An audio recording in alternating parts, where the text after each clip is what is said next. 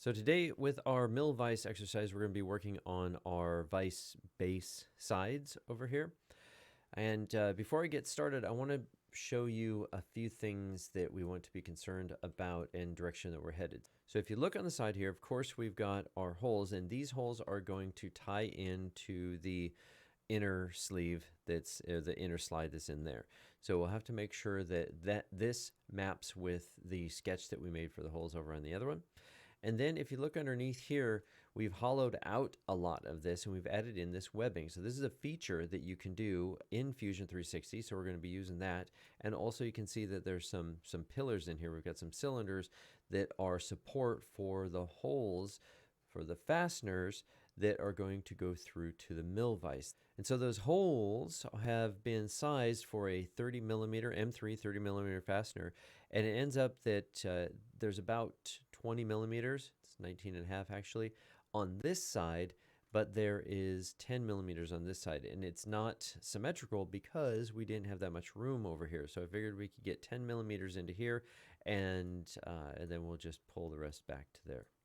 So those will be, as we talked about last time, these ones, they're going to be tapped possibly, but if you don't want to do tapping, we made it larger so you could use the heat set inserts and see how that goes. If the heat set inserts don't go good, you could rip them out and then try to go back for tapping. So now to get started with this, to show you what I'm doing, I want to do something a little bit different than what we did last time. I want to show you the part already done all by itself. And what I can do is I can come down here to the timeline and rewind it back to the beginning, and I can step through and show you how I made this so you can get a good overview of what we're doing, where we're going, concepts we want to think about as we build this before we get started. So you rewind this, you grab that slider and you just bring it all the way back. And then if you hit the play button, it will just play. But that goes a little bit too fast to be able to talk over the top of it, so I will stop it, and I can use this one here to step forward one feature at a time. So the first one here is a sketch, and if I show this, you can see that there's a sketch right here. Now I want to tell you a little bit about this one. This is kind of it's your starting point. You know, you're going to draw a sketch. How do I want to go about doing this? So if you look at this, you can see that there is this construction element over here on the side, and this is the actual sketch that is used to make the part over here. And why did I do it that way? Well, because we're cutting corners a little bit, you see, right? So we have some latitude here with this project to maybe not follow all the professional rules and regulations on part making. So what I mean is you would really, you know, if this was a corporation, you would make each part separately, period, and they would be their own elements. But what I am going to do here is, let me go back to this one. I could make this one, and then I could make that one.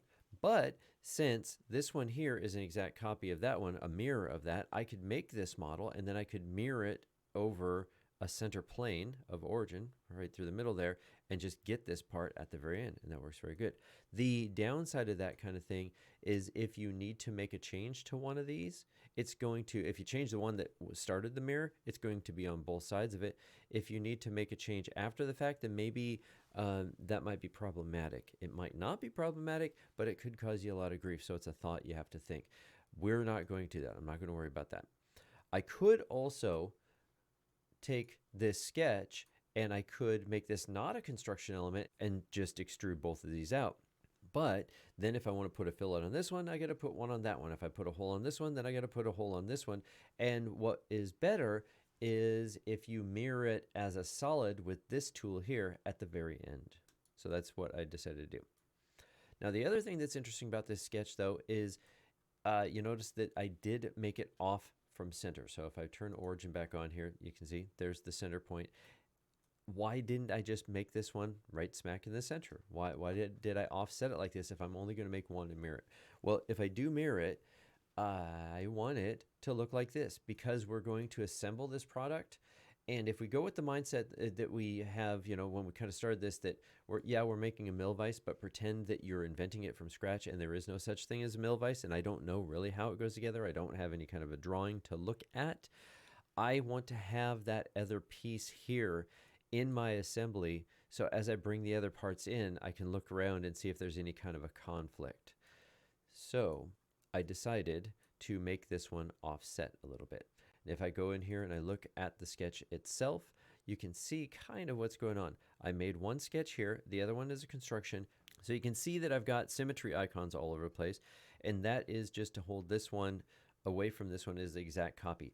At this point, I left it here because I wasn't sure if I needed it for anything in the future, but then also it turns out that I did need it for this way that I was going to constrain this all together. I could have built this and then figured out what this gap thickness was right here, but which thickness do you think is less apt to change? And I could totally be wrong about this. But if I were to decide that something didn't quite fit or something wasn't going well, what are the odds that the distance between here and here are going to change versus the distance from the outside to the outside?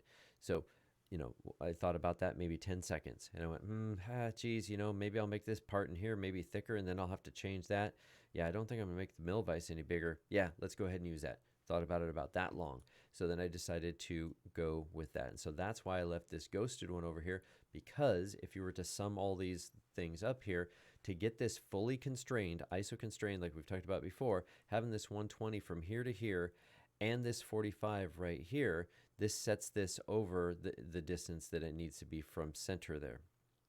Okay, so we'll move forward a little bit here. Now I have, you see a fillet. I'm going to turn off this sketch. Now this was actually thought about also. The fillets generally usually come at the very end of the product. But at this point in time, I thought that this hole right here might be done as a shell. Turns out I didn't use the shell feature on it, but if you are going to use the shell, which I can do right now because this is actually live back in time, and I'll go ahead and make a shell right here, and I could bring this in. And you see how, because the fillet's there, it maps to it. So I think about that as I go to make a fillet. If I'm going to hollow out the center or do anything like this, like with the shell feature, I want to add the fillet before I do that. Otherwise, I'll probably stuff them all, you know, towards the end. I'm going to hit OK, by the way, just so you can see. Down here, you see the shell?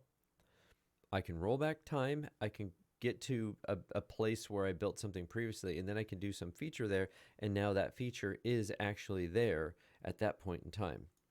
There is reasons for that. Let me get rid of it. Moving forward a little bit. And this is just a sketch, so you didn't see anything happen, and now there's a solid somewhere. So that's these holes. So here's the holes at the end. These are going to be tapped holes, which are a pain in the butt. So when we remodel this one here, I think we might, you might consider throwing in some inserts. There's another trick I didn't mention, and it would be really tough right here with the two holes. It could come in from the side. It's kind of an IKEA thing that if you've ever seen where there's supposed to be a fastener right here, but over on the side here there's like a little slot, and you can slide a nut in that little slot and it'll fall back into here, and then you could screw into that, and it's a kind of a decent way to get it in there. So right now I think I'm still going to leave it as a tapped hole. The self-tapping inserts can be a little bit problematic. Okay, so then I move forward, another sketch, and now here's another solid somewhere. What do I got going on now? Okay, look at this. So I know I just shelled it, and you probably think that's the same thing, but this is what this is right here is the extrude of this sketch. So at this point in time, I decided. Now when I'm doing stuff like this, I'm saying I decided. I'm not saying it's the best way to do it. I was thinking for a moment. I paused and went, maybe it gave it 5 seconds. Maybe it gave it 5 minutes worth of thought, and then I moved forward.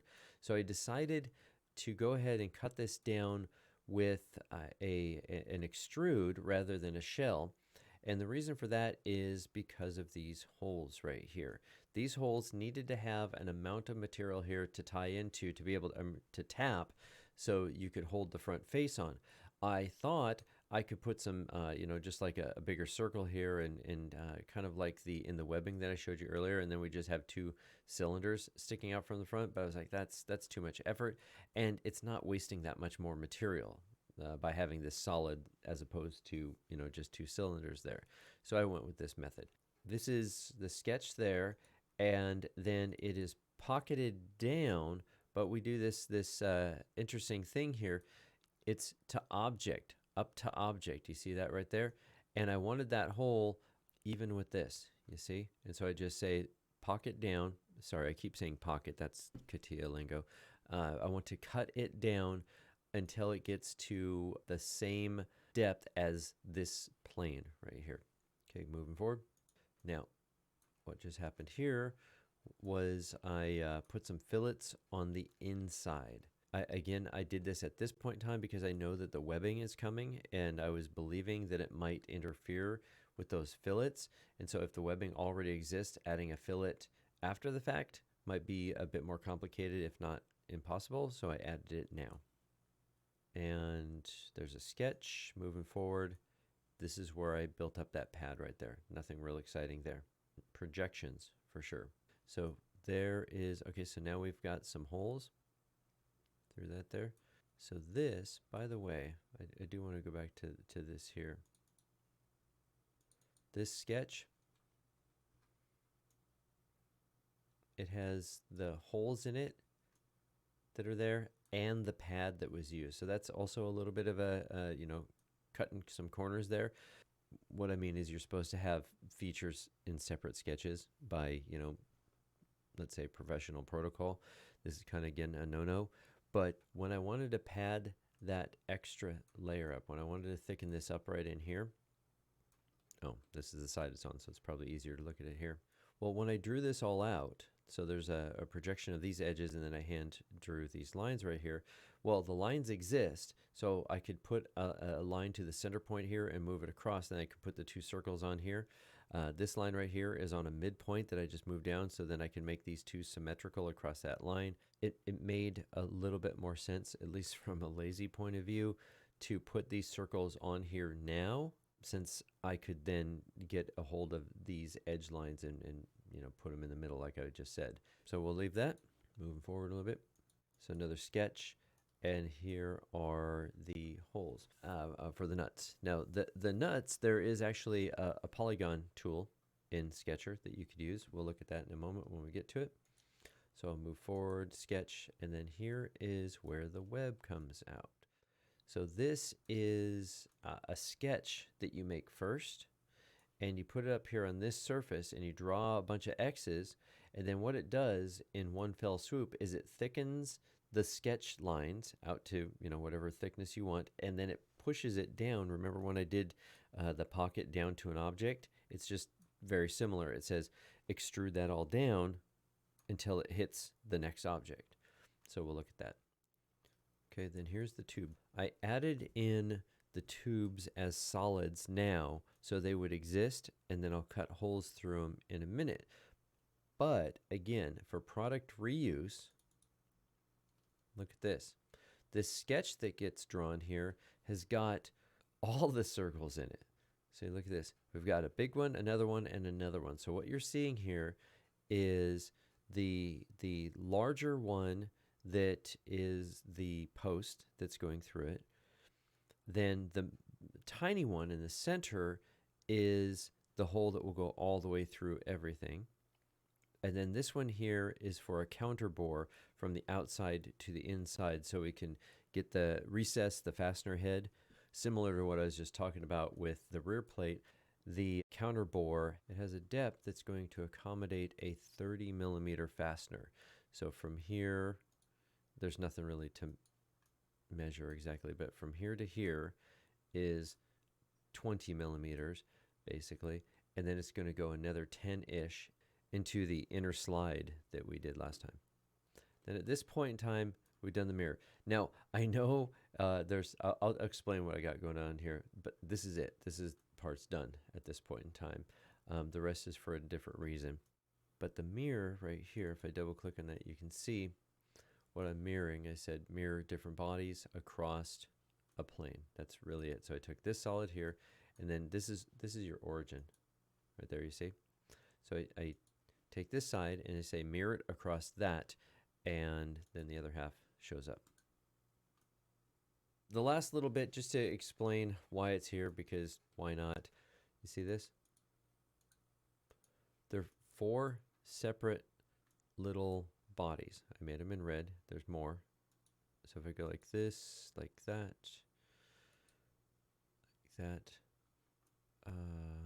what was the deal here? Did I decide to forget about those? Or did I just not color them? Oh yeah, I just didn't color them. They're solid. So what's going on here is these are plugs. They fill in the hole completely, you see, including the counter bore. So if I were to hide these bodies, you see, they look just like that. So their purpose is for the PVA. You can try this if you like. It worked kind of okay. This does work great in certain circumstances. The point to this is that instead of using the polyvinyl alcohol that we use as a soluble support material, instead of using it as support in your slicer, you actually bring this all in as your different models, and you say make this solid. So it's solid PVA. So then you treat it just like a multi, colored model, that your PVA is on extruder 1 and the other's on extruder 2 or something like that, either or. And then you have to soak it in water and melt it out. But I feel that in certain circumstances, you'll end up with a nicer, rounder hole here. I have had some issues with PVA as a support where the support is so fine that it catches a little bit here and there and it rips it up and it doesn't really do its job so well. So from time to time, I'll just print it out as a solid.